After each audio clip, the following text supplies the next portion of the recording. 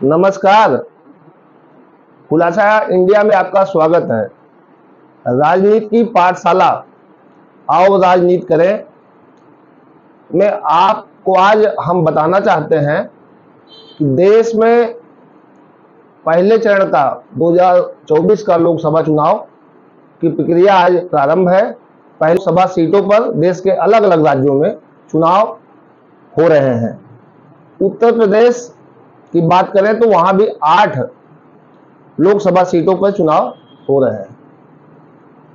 दोपहर से अधिक समय हो गया है। शाम तक देखना होगा कि कितने परसेंट मतदान होते हैं।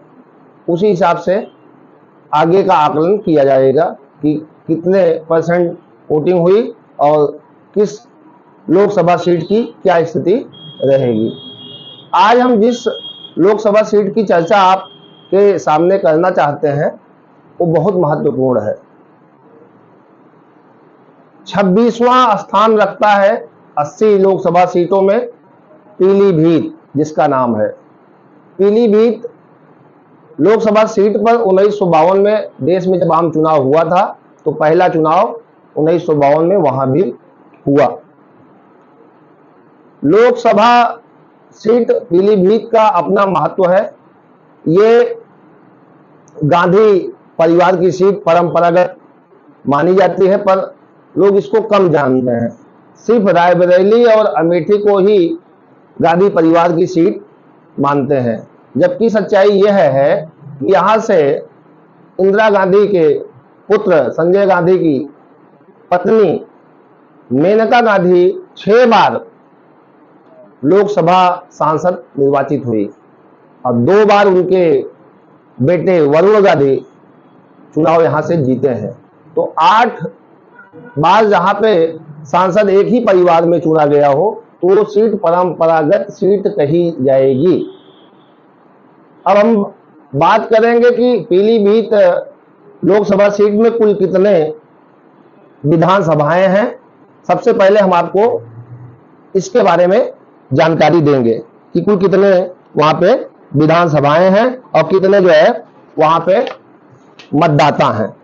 तो सबसे पहले हम आपको बताएंगे कि पीलीभीत जो लोकसभा सीट है वहां पे पीलीभीत, बरखेड़ा, पूरनपुर सुरक्षित, एक विधानसभा सुरक्षित है और बीसलपुर शामिल है। एक जो बहेड़ी है वो जनपद बरेली में आती है और 4 विधानसभाएं पीलीभीत से आती हैं। तो 5 विधानसभाओं को मिला के पीलीभीत संसदीय क्षेत्र का गठन किया गया है। अब बात करते हैं कि पीलीभीत में जो चुनाव हो रहा है आज, वहां पे कुल मतदाता कितने हैं। तो वहां पे 17,47,654 मतदाता हैं। पुरुष मतदाताओं की बात करेंगे तो 9,41,480 मतदाता पुरुष हैं। वहीं पर महिला मतदाताओं की बात करेंगे तो 8,06,996 महिला मतदाता हैं और ट्रांसजेंडर वहां पे मात्र 78 हैं, 78। तो ये तो मतदाता हो गए और 5 विधानसभाएं हो गई। अब हम आगे चर्चा करते हैं, एक नजर डालते हैं 2019 के लोकसभा चुनाव पर। 2019 का लोकसभा चुनाव जो हुआ वहां पर भारतीय जनता पार्टी की तरफ से वरुण गांधी उम्मीदवार होते हैं। उनकी मां को जनपद सुल्तानपुर में भेजा जाता है और मेनका गांधी के जगह वरुण गांधी को पीलीभीत से चुनाव लड़ाया जाता है। तो समाजवादी पार्टी के हेमराज वर्मा वहां से उम्मीदवार होते हैं। लगभग 2.5 लाख मतों से प्रचंड मत जिसको कहते हैं हराया था वरुण गांधी ने सपा उम्मीदवार हेमराज वर्मा को। उन्हें कुल कितना वोट मिला था ये जानना जरूरी है। उनको वोट मिला था 7 लाख। 7 लाख थोड़ा वोट नहीं होता है। एक संसदीय सीट पर किसी सांसद को निर्वाचित होने में 7 लाख वोट जिसको मिले वो माने रखता है और 2.5 लाख से लीड ले तो 7,04,594 मत वरुण गांधी को मिले हैं और 4,48,922 वोट हेमराज वर्मा जो सपा उम्मीदवार रहते हैं उनको मिलते हैं। तीसरे नंबर पर वहां पर नोटा थी। नोटा जो है, जितने उम्मीदवार रहते हैं उसमें जब किसी को उम्मीदवार नहीं पसंद आता है तो नोटा का विकल्प रहता है, और नोटा को वोट मिला था 9,973, मतलब राउंड फिगर की बात करें तो 10,000 मतदाता वो नोटा दबाए थे। अब 2014 की बात पर करते हैं, चुनाव वहां का परिणाम क्या रहा एक नजर दौड़ाते हैं। 2014 में यहाँ पे मेनका गांधी ने छठी बार चुनाव जीता था। मेनका गांधी को मिला था 5,46,934 वोट, और सपा के बुद्ध सेन वर्मा को 2,39,882 मत मिले थे। तीसरे नंबर पर बसपा के अनीस अहमद खान रहे, जिन्हें कुल वोट मिला 1,96,294। तो मेनका गांधी 2014 का चुनाव था वो 9 में ये सीट अपने बेटे वरुण गांधी के लिए खाली की थी, और खुद बगल आंवला संसदीय क्षेत्र है वहां से चुनाव लड़ी थी। 2009 में वरुण गांधी के लिए सीट खाली करके चली गई थी, पर 2014 में ये सीट पर मेनका गांधी पुनः चुनाव लड़ती थी और लड़कर चुनाव जीता और मोदी सरकार में मंत्री भी बनी। अब हम बात करते हैं 2009 की।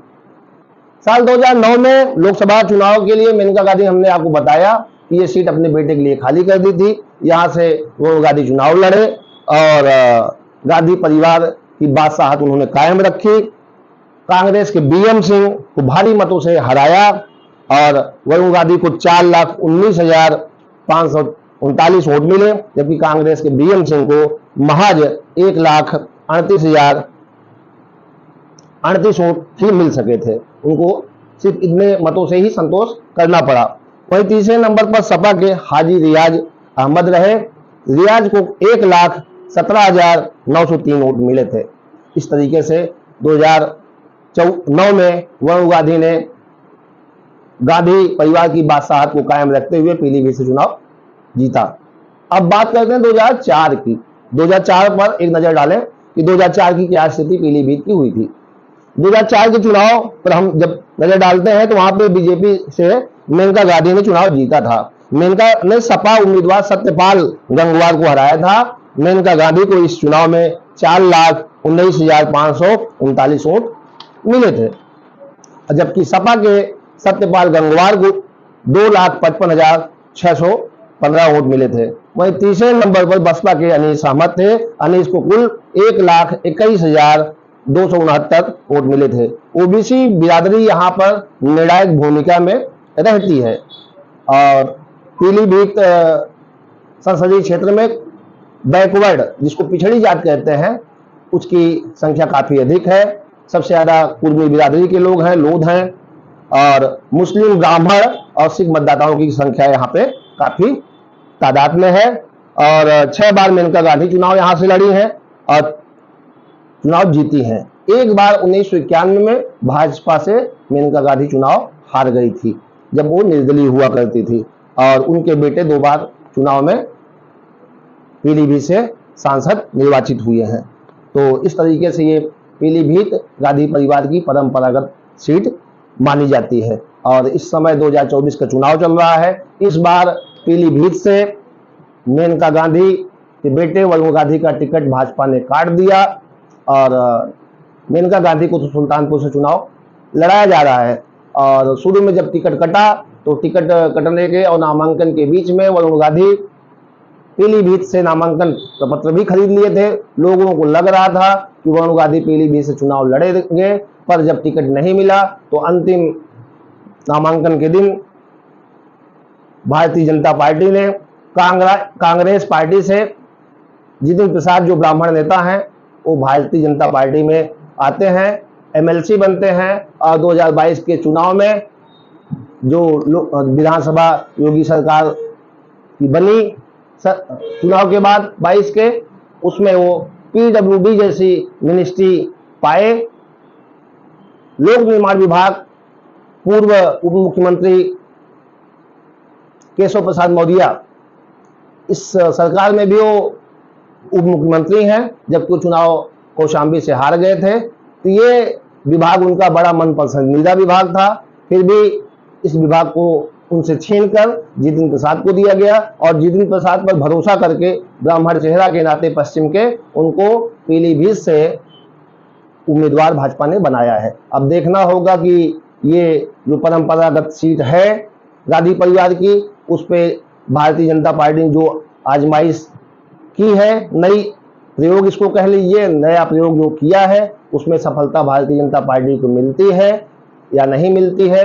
आज मतदान वहां पे हो रहा है, देखना होगा कि कितने परसेंट मतदान वहां पे होते हैं और 4 जून को ये तय होगा कि वहां पे कौन सांसद निर्वाचित होगा। ये परंपरागत सीट बचती है या दूसरा कोई सीट इस पे पाता है।